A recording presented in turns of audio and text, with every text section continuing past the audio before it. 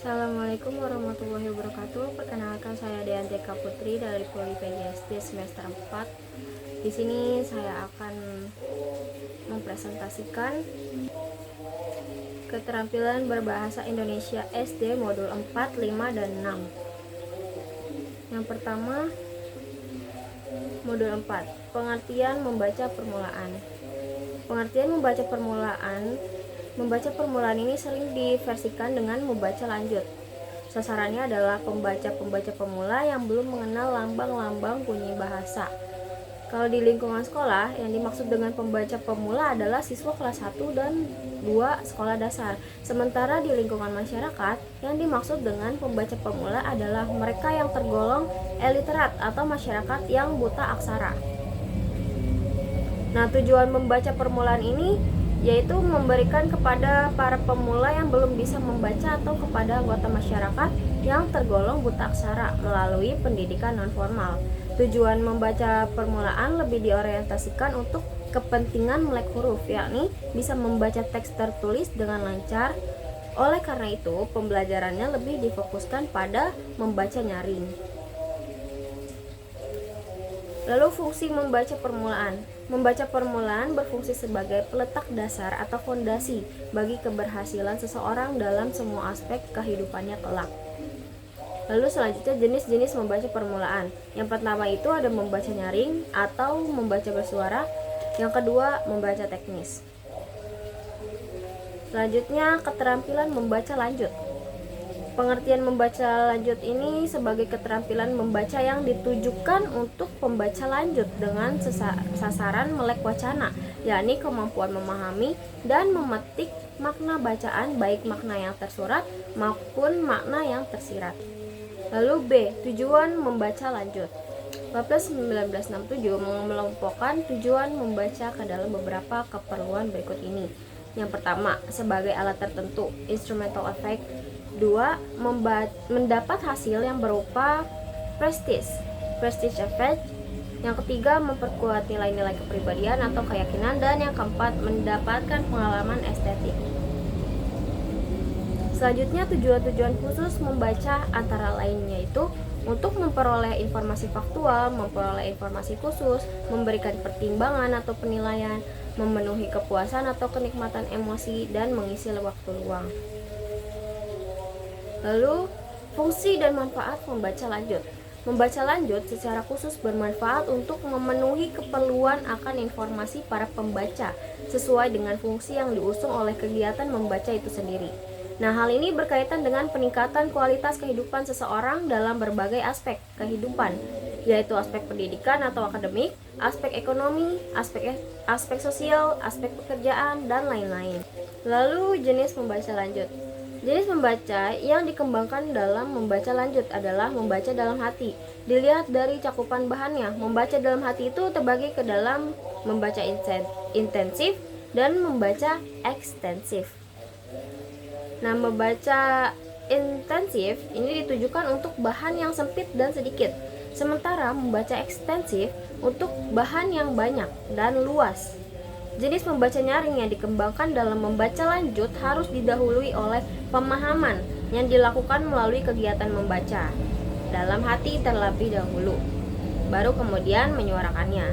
Jadi membacanya di dalam hati terlebih dahulu, lalu baru kita menyuarakannya gitu. Contohnya, membaca naskah pidato, membaca naskah perangkat upacara, membaca puisi, dan lain-lain.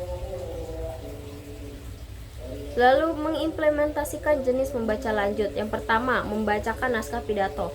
Dalam membaca naskah pidato, pembaca harus memperhatikan lafal, intonasi, tekanan, dan tempo yang tepat, serta kemampuan menggunakan gerak tubuh atau gestur dan ekspresi yang tepat. Lalu yang kedua, membaca wacana informatif dari internet. Internet merupakan salah satu sumber informasi yang populer dewasa ini. Oleh karena itu, pembaca harus dapat memanfaatkan sumber ini dengan baik. Selain harus menguasai teknik penelusurannya, kecepatan membaca juga sangat diperlukan dalam membaca wacana informatif di internet. Lalu yang ketiga, menikmati karya sastra. Nah, dalam membaca karya sastra, seseorang paling tidak harus memahami 3 hal, yaitu yang pertama kode bahasa, yang kedua kode sastra, dan yang ketiga kode budaya. Tanpa pemahaman terhadap ketiga hal tersebut, pembaca tidak akan dapat memahami dan menikmati karya sastra yang akan dibacanya. Selanjutnya modul kelima, keterampilan menulis. Keterampilan menulis permulaan. Pengertiannya yaitu kegiatan atau kemampuan menggambar atau melukis lambang bunyi bahasa ke dalam lambang-lambang tulis sesuai dengan konvensi sistem tanda yang digunakan oleh suatu masyarakat pemakai bahasa. Tujuan menulis permulaan yaitu sebagai berikut ini. Yang pertama, melatih kelenturan gerak tangan. Yang kedua, menirukan gambar atau lambang bunyi bahasa atau huruf-huruf. Yang ketiga, membedakan bentuk atau gambar setiap lambang bunyi. Yang keempat, menulis tegak bersambung. Dan yang kelima, menulis indah. Lalu selanjutnya, jenis-jenis pembelajaran menulis permulaan. Jenis-jenis menulis permulaan yang diajarkan atau dilatihkan di kelas 1 dan 2 antara lain: yang pertama, menjiplak berbagai bentuk gambar. Yang kedua, menjiplak bentuk-bentuk huruf. Yang ketiga, menebalkan berbagai bentuk gambar dan huruf. Yang keempat, mencontoh huruf dari buku atau papan tulis. Lalu selanjutnya, contoh kata atau kalimat dari buku atau papan tulis. Yang keenam, mencontoh teks sederhana dari buku atau papan tulis. Yang ketujuh, menyalin puisi atau lagu anak secara sederhana dengan huruf lepas atau huruf tegak bersambung. Lalu selanjutnya, melengkapi kalimat berdasarkan gambar. Yang kesembilan, melengkapi kalimat berdasarkan gambar. Yang 10, melengkapi cerita sederhana dengan kata yang tepat. Yang 11, menulis kalimat sederhana yang didiktekan guru dengan memperhatikan penggunaan huruf kapital. Dan yang terakhir, mendeskripsikan tumbuhan atau binatang di sekitar secara tertulis. Selanjutnya, keterampilan menulis lanjut. Pengertian menulis lanjutan. Keterampilan menulis lanjut merupakan keterampilan menulis yang sesungguhnya, yakni kegiatan menuangkan gagasan ide, pikiran, perasaan ke dalam bentuk lambang bunyi berupa bahasa tulis. Dalam hal ini, bahasa tulis merupakan medium dari kegiatan menulis. Lalu, selanjutnya tujuan dan fungsi menulis lanjutan. Fungsi utama menulis adalah alat komunikasi secara tidak langsung.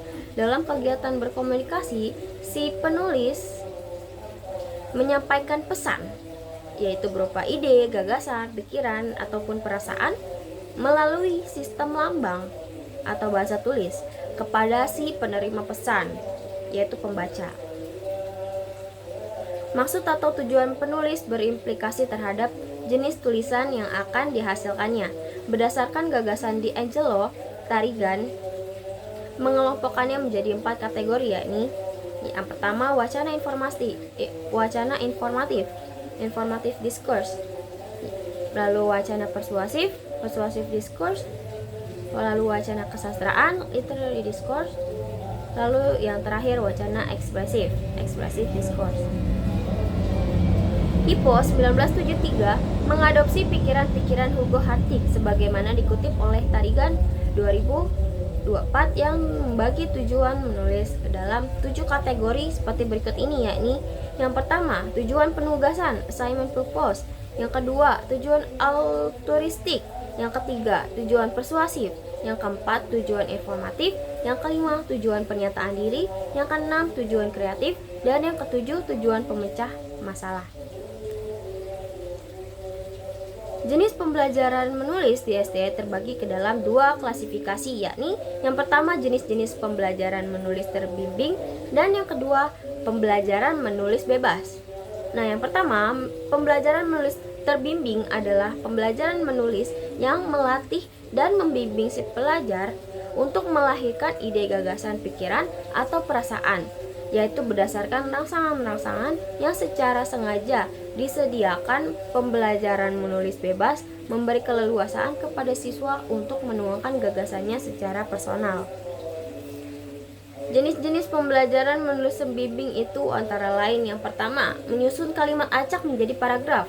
Yang kedua, melengkapi puisi anak berdasarkan gambar. Yang ketiga, menulis puisi anak berdasarkan gambar.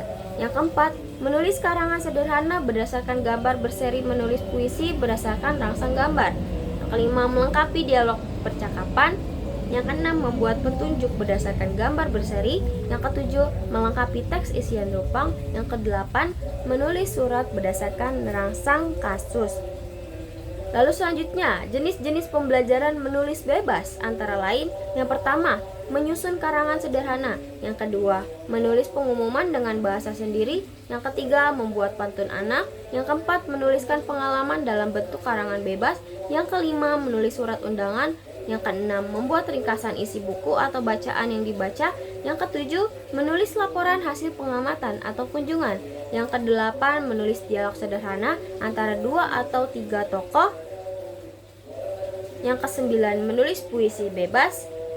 Menulis formulir. Yang ke-11, menyusun percakapan tentang berbagai topik. Yang ke-12, mengubah puisi ke dalam bentuk prosa.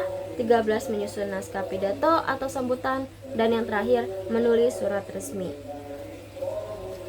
Selanjutnya yaitu modul 6, pembelajaran keterampilan berbahasa dengan fokus menyimak.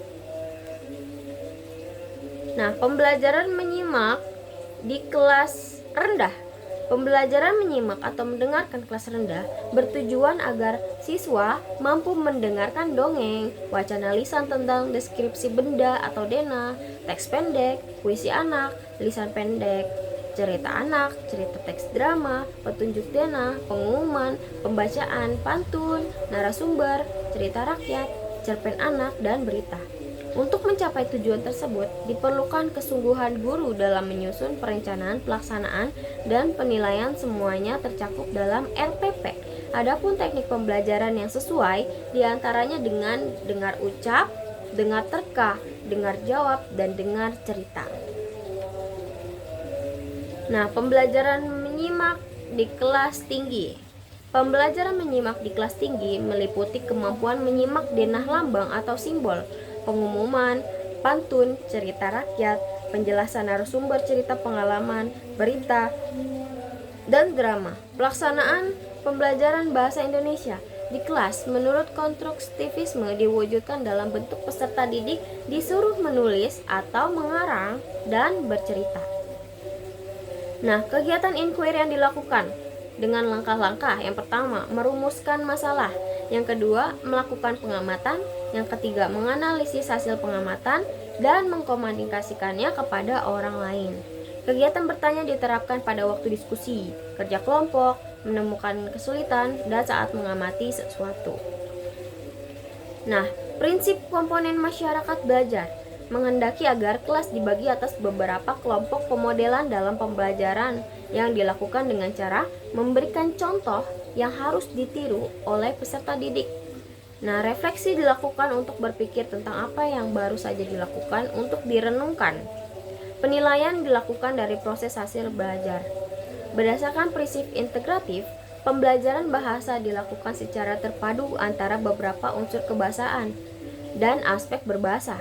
Tujuan akhir yang hendak dicapai dalam pembelajaran bahasa berdasarkan prinsip komunikatif adalah peserta didik dapat menggunakan bahasa sebagai alat untuk berkomunikasi.